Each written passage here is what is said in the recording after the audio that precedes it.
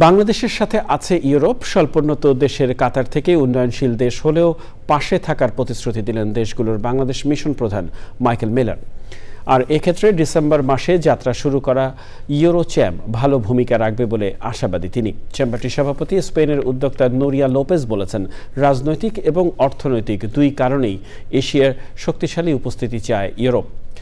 ভৌগোলিক কারণেই বাংলাদেশ হতে পারে তাদের বিনিয়োগ গন্তব্য। রিজভি নওয়াজের রিপোর্ট।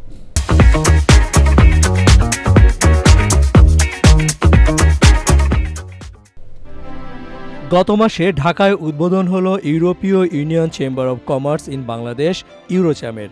র্যাডিসন ব্লু হোটেলে আয়োজনে উপস্থিত ছিলেন প্রধান উপদেষ্টার বিশেষ দূত লুৎফি সিদ্দিকী, বিনিয়োগ উন্নয়ন কর্তৃপক্ষের নির্বাহী চেয়ারম্যান চৌধুরী আশিক মাহমুদ বিন হারুন।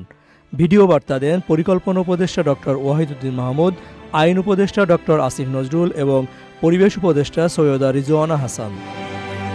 বিশ্ববাসীর কাছে বদলে যাওয়া বাংলাদেশের গল্প বলতে চান চেম্বারের উদ্যোক্তারা। When we come to Bangladesh, we don't bring only capital in here. We also bring good governance. We can increase the foreign investment in here. The chamber can also be branding Bangladesh. Asia is a very important stakeholder also in the politics and economics of the world nowadays. So we have to be more strong in here. European Union's সাথে ইউরোপের বিজনেসগুলোর সাথে কিভাবে continue আমরা engage হতে পারি so that they can extend the GSP or GSP plus benefit for Bangladesh. আমাদের যারা counter part আছে ইউরোপে অথবা আমেরিকায় তাদেরকে বাংলাদেশ সম্পর্কে রাইট পিকচারটা দেওয়া হচ্ছে আমাদের দায়িত্ব।